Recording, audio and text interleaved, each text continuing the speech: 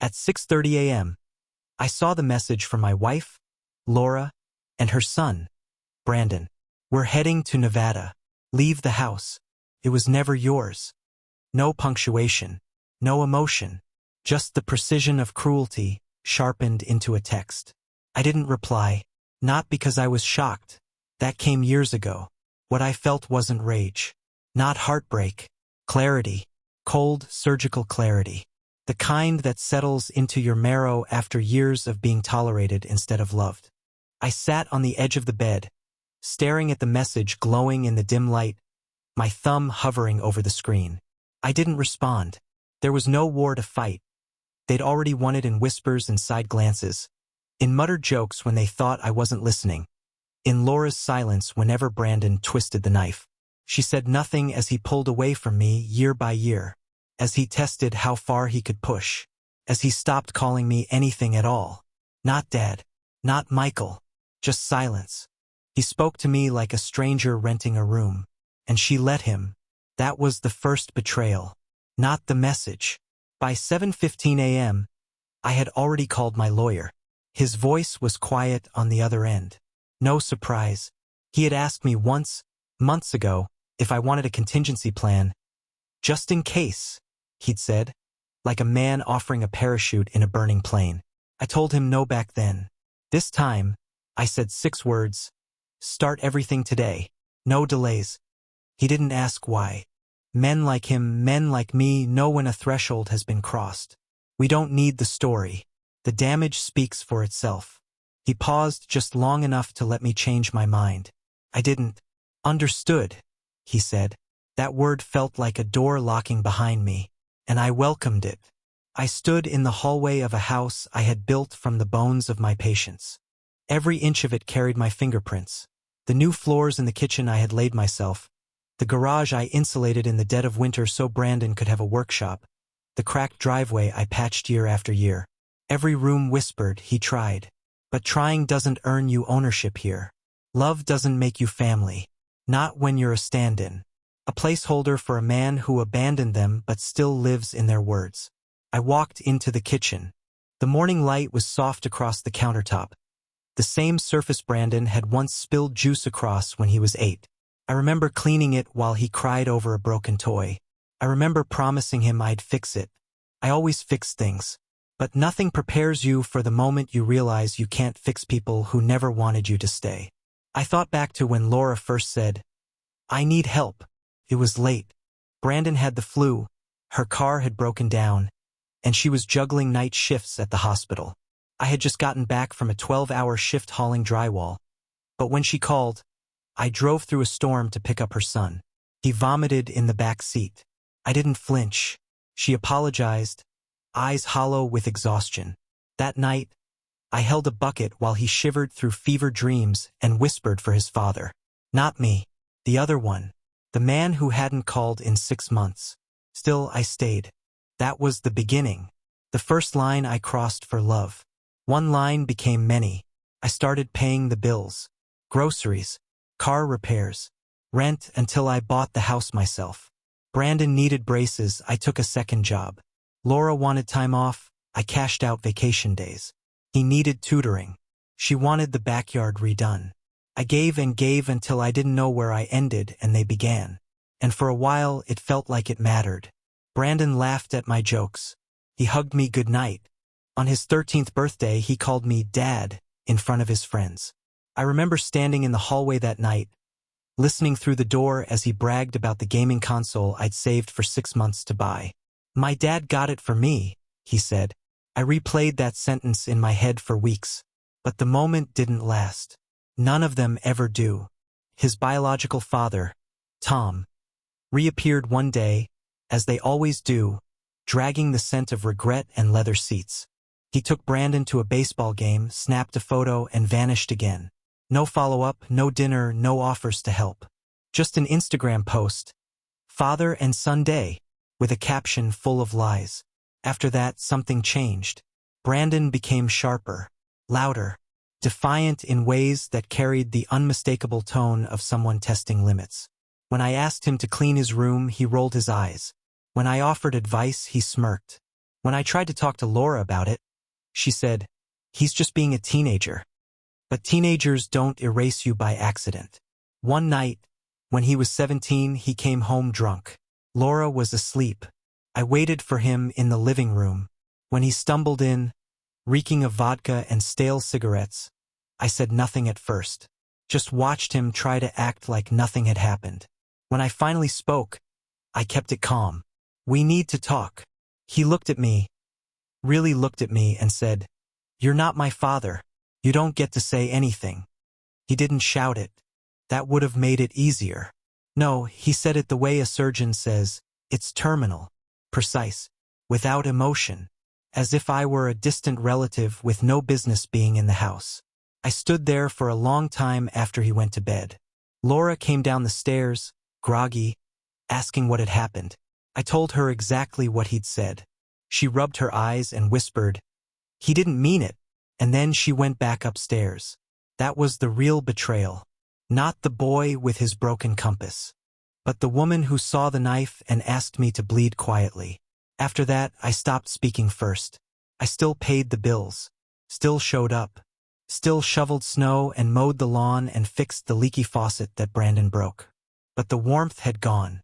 We were 3 ghosts sharing a roof, 2 who laughed behind doors, and 1 who heard everything. Once, I caught Brandon laughing on the phone. "She thinks he's going to leave me the house." As if. I didn't say anything. I didn't have to. My name was on the deed. But that's the thing about ownership in families like this, it's paper. Ink. A formality that doesn't survive contempt. They made it clear. I was never family. Just convenient. And now that convenience had expired. So when that text came, I didn't shatter. I had already been splintered for years. By 7:30 a.m., I had logged into every financial portal that bore our names.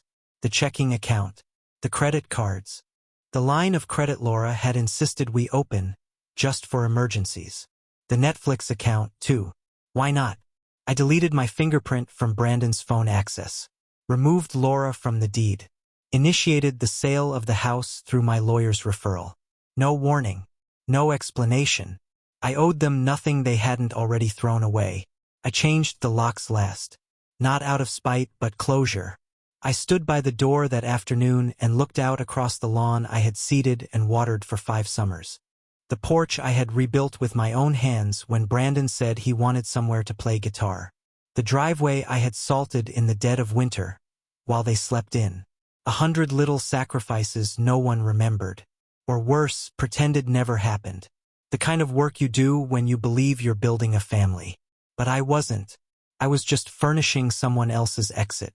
So I ask you, is it theft when you take back what was never truly given? Or is it survival? Would you have stayed after that message? Would you have begged to remain in a house where your name meant nothing? They said it was never mine. I believed them. By 8 a.m., the bank had frozen every joint account. I did it from my truck. Sitting in the driveway I once repaved with my bare hands. Phone in one hand, silence in the other. I wasn't hiding. I wanted them to know exactly when the air changed, not with a scream, but with a click. Cards, auto payments, transfers, gone. I pictured Brandon pulling into some gas station halfway through Nevada, his music blaring, sunglasses on, reaching for a card that no longer worked, watching the clerk's face twist from polite to cold, watching Laura's knuckles tighten on the wheel, the sudden silence in that car, the realization. I didn't smile. I just lit a cigarette I hadn't touched in years and stared down the length of the street like it owed me an answer. They thought I'd keep funding the knife pressed against my own back. They were wrong. By 8:15, I had receipts in my inbox. Each card marked, frozen, closed, investigation in progress. That last one made me chuckle, even if the sound never reached my throat. Investigation? There's no mystery here. I was never stealing. I was withdrawing. Not money, presents. Their confidence evaporated faster than morning coffee. They had built their lives on the assumption that I was permanent. That no matter how many doors they shut in my face, I'd keep standing outside with the groceries. That I'd fill the fridge they never thanked me for, pay the internet they used to ignore me, Keep the house warm for two people who grew colder every year. They weren't wrong to expect it. I had trained them. Every sacrifice I made in silence, every boundary I let blur, every insult I swallowed without consequence. It taught them that I could be erased without penalty. So I made them unlearn me.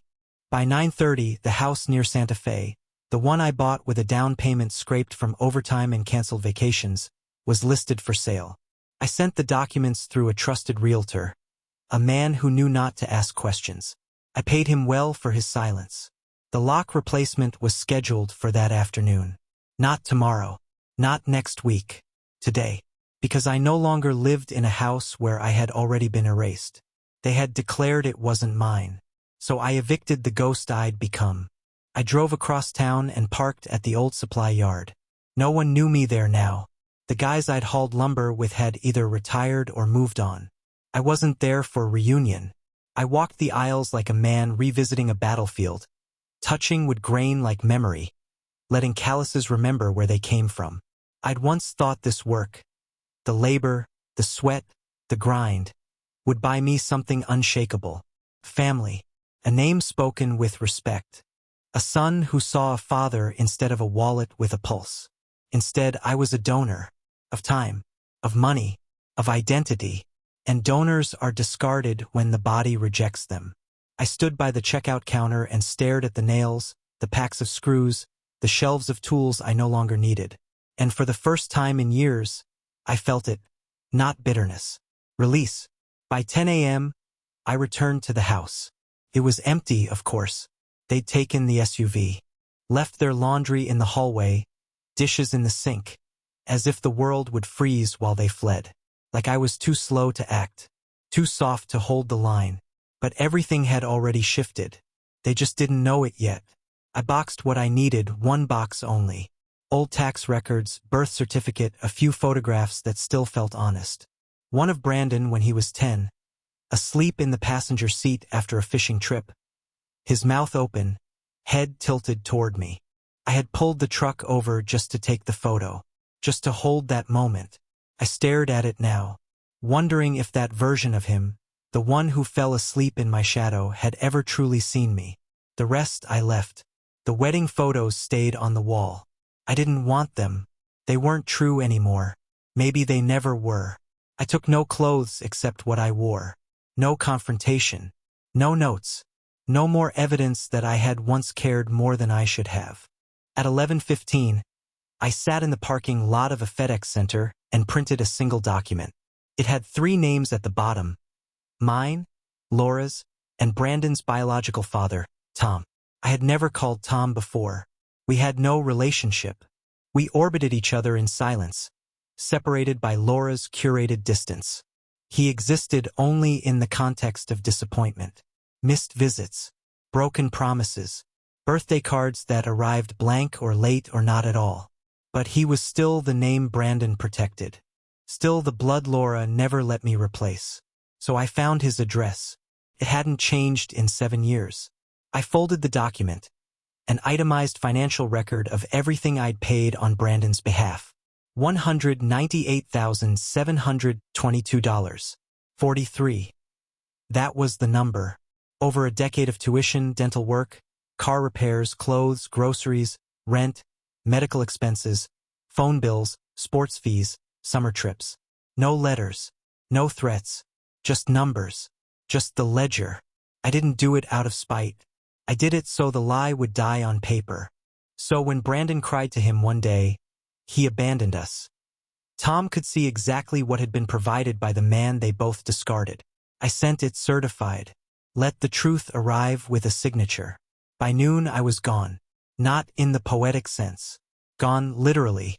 The house? Being cleaned for listing. The locks? Changed. The accounts? Dissolved. The phone plan? Cancelled. Their digital shadows collapsed behind me like dominoes. Every convenience, every automatic comfort turned to ash. Their life had run on the illusion of permanence. I ended the illusion. I took nothing that couldn't be carried in one hand. No scenes. No messages. No explanations. I walked away from the blueprint their comfort relied on. As I crossed the state line, I imagined Brandon scrolling through his banking app, watching numbers vanish, watching the ground disappear under his feet. I imagined Laura calling the utility company, confused, indignant. There must be a mistake. But the mistake had already happened. It wasn't my vanishing act.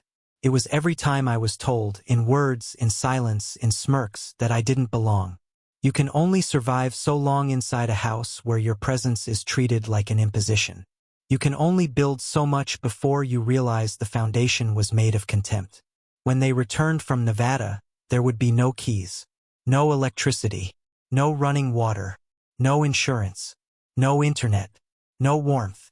There would be no man they assumed would always stay, the invisible scaffolding of their security. There would be nothing to come back to, not a home, not a family, just a shell of their own design. Let me ask you something.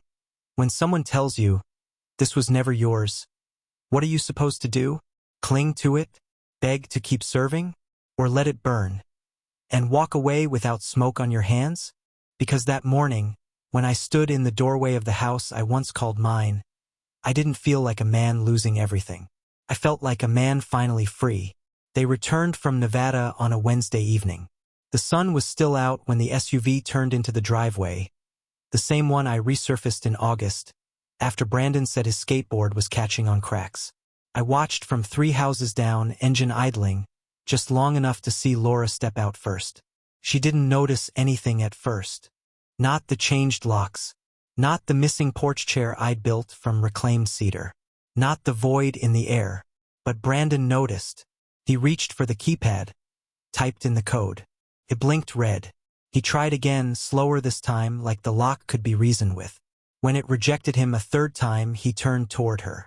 I couldn't hear what they said, but I saw the panic bloom in his hands, that agitated motion, flailing, accusing. Laura stepped forward, knocked once, then again louder. No answer, because I no longer lived in that house, because it was never mine by their decree, and now it wasn't theirs either. She pulled out her phone. I imagined the screen lighting up with a carrier message. Line disconnected. They stood on the porch for a long time. I could see it in their posture, the disbelief that the world could rearrange itself without their permission. That the man they had depended on, dismissed, rejected, could vanish completely. I left before the locksmith arrived with the new codes. I had no interest in confrontation. I'd already done the hardest thing a man like me can do, stop providing. The next day, my lawyer called. Laura had attempted to access the equity on the Santa Fe house. She claimed she was entitled to half, citing joint intent. He asked if I wanted to respond. No, I said. He paused. Are you sure? She said it was never mine, I replied. Let her live in the truth, she wrote. He didn't argue. Good lawyers know when a man's resolve is sacred. That afternoon, Brandon emailed me from a burner address. The subject line was one word. Why? No greeting. No apology. No sign of the boy I once carried across a beach when he twisted his ankle at age 11. Just the question, as if my absence were the betrayal. I didn't answer. You don't owe replies to people who never valued your presence. 2 days passed. Then came the voicemail, not from Laura, not from Brandon, from Tom, the man I never once spoke to. The message was short, strained, barely 2 minutes, but I played it 4 times to be sure. Hey, I got the envelope, with the numbers. Look, I didn't know it was like that. I thought they were handling it, I guess. I didn't realize how much you were covering. I don't have that kind of money. Not now. Maybe not ever. He exhaled, long and shaky. I guess I just didn't think anyone would ever do that for my son. That kind of sacrifice. So, yeah, I don't know if this changes anything, but I wanted to say, I see it now. He hung up without a goodbye. That's the kind of man Brandon protected. And the kind of man I was expected to become invisible for. By the weekend, the messages grew louder. Laura left a long voicemail, half anger, half desperation. Said she didn't understand why I was doing this. Said Brandon was spiraling. Said she couldn't pay the mortgage. Didn't know it had been removed from autopay. Of course she didn't. It had always been in my name. I listened to her voice break, her words crumble. I didn't call back. Because the truth is, you don't get to speak family when you've spent years speaking absence. Sunday morning, a courier delivered a letter. Handwritten, folded in quarters, tucked into an unsealed envelope. No stamp, just my name in Brandon's handwriting. Inside were 5 lines. I didn't think you'd ever leave. I didn't mean it when I said you weren't my father. I was angry. I'm sorry. Please fix this. That was it. No specifics. No ownership. No evidence of understanding. Only the cry of someone watching the safety net collapse and demanding it be restored. I read it once. Then again. It didn't hurt. Not because I didn't care, but because I finally understood. They had never feared losing me. Only losing the life I gave them. Monday, the university's billing office called. The woman on the line was professional. Kind even. We've had some recent changes in Brandon's financial aid profile, she said. His tuition installment bounced.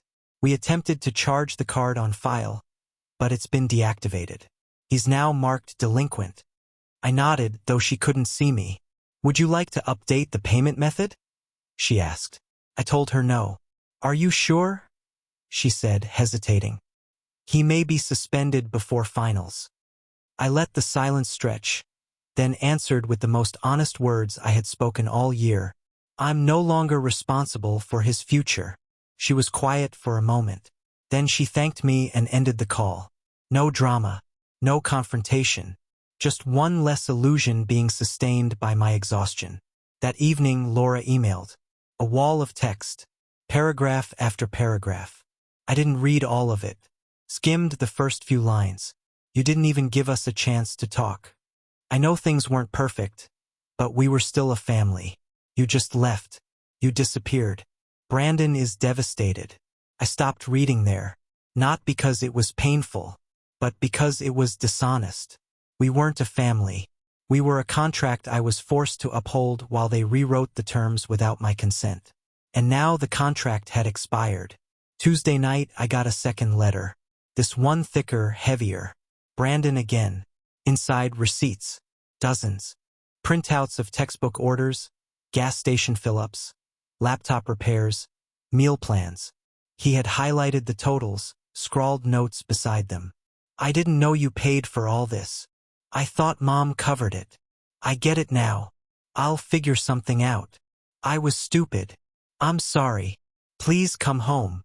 That last line, please come home, stopped me, because it revealed everything. He didn't want me. He wanted me back.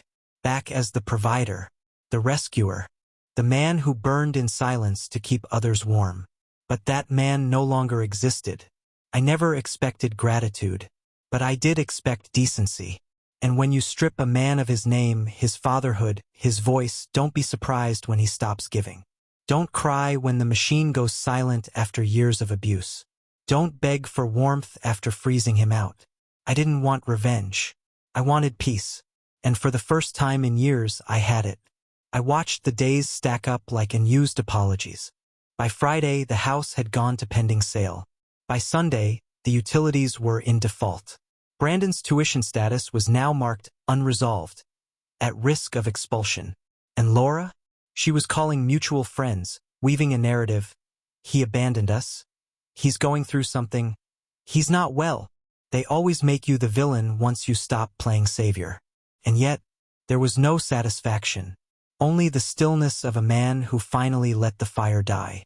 Let me ask you, if someone tells you, with words, or silence or smirks, you are not one of us, what would you do? Would you stay and keep feeding them? Would you beg for inclusion? Or would you walk away and watch the scaffolding collapse behind you? Because I walked, and what they learned in my absence was simple. You can erase a man from your heart, but not from your debt. There was no explosion at the end. No final confrontation. No slammed doors. No apologies screamed into the wind. Only silence. The kind that fills a house after every clock has been packed and every window stripped bare. The kind that doesn't ask questions, it answers them. 3 weeks after they came back from Nevada, the Santa Fe house sold. Cash buyer. No conditions. The title transferred at noon. I signed the last line in a borrowed conference room, tucked between a divorce attorney and an insurance rep. No one looked at me twice. By 3 p.m., the balance hit my account. Laura never saw a cent. Not because I wanted to punish her, but because she told me with her silence, with her choices, with that goddamn message at 6:30 a.m., that it was never mine. So I gave her the gift of truth. If it was never mine, it could never be hers. Brandon stopped writing after the third letter. I suppose he realized the well had dried, that I wasn't holding out for the right words, that this wasn't a standoff, it was a resignation. He stopped asking for help, stopped sending updates. That's how you know they never loved you. Not when they cry for you, but when they go quiet once you're no longer useful. Love doesn't vanish just because the faucet gets turned off. But entitlement does. A month later, I got a call from a number I didn't recognize. I let it ring. They left a voicemail. It was Laura's voice, but softer, worn down. "Michael, I know you won't call back. I get it, but I wanted to say I'm sorry. Not for everything.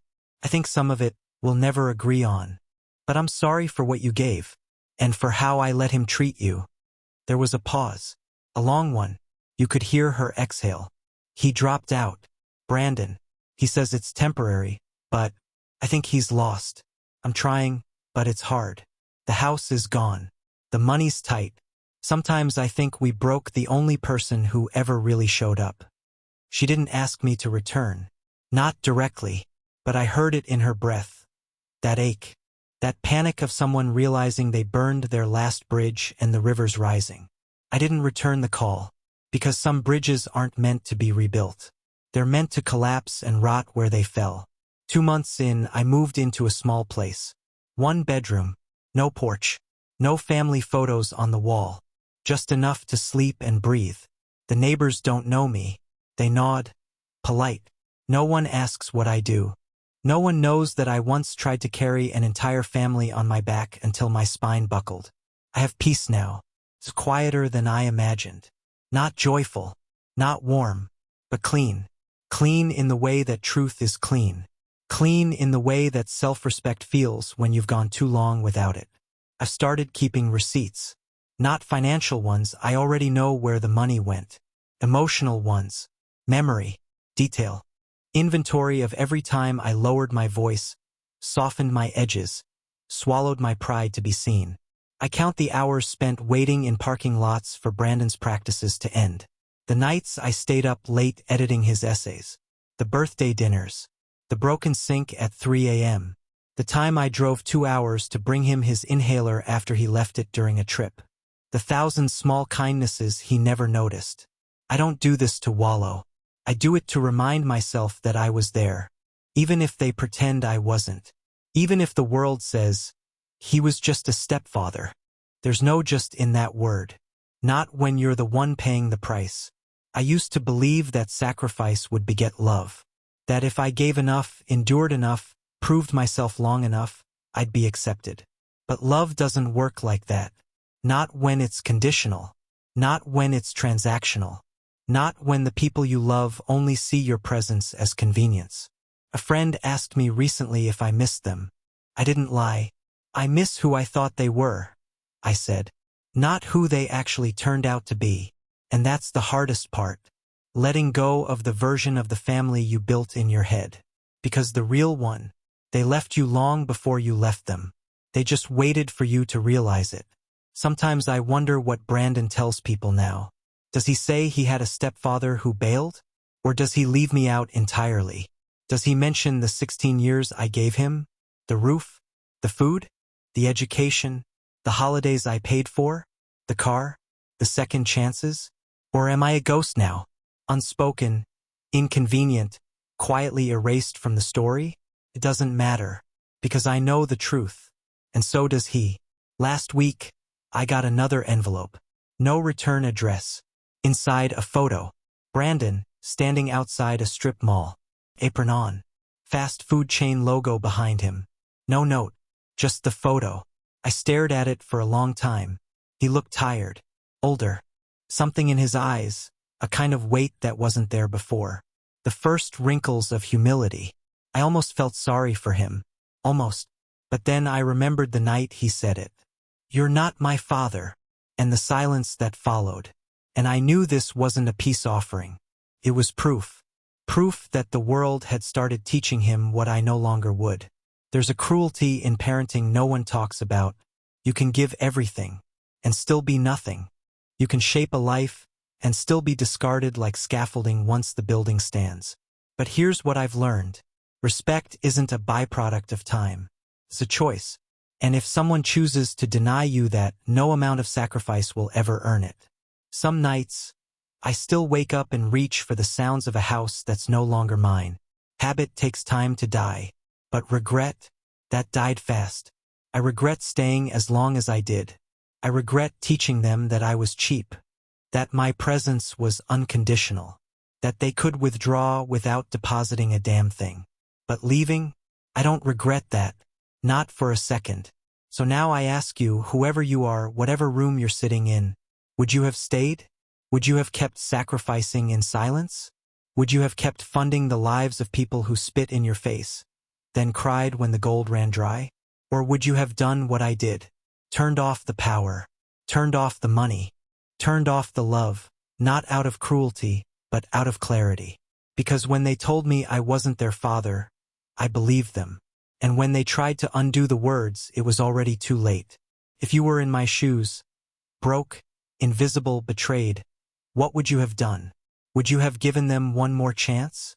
Or would you have walked like I did? Not because you wanted revenge, but because you finally understood. A man without respect is just a wallet with shoes. And I was done being both. Let that be the lesson. Not for them. For me. And maybe for you. Because sometimes the only way to heal is to leave them with the silence they earned.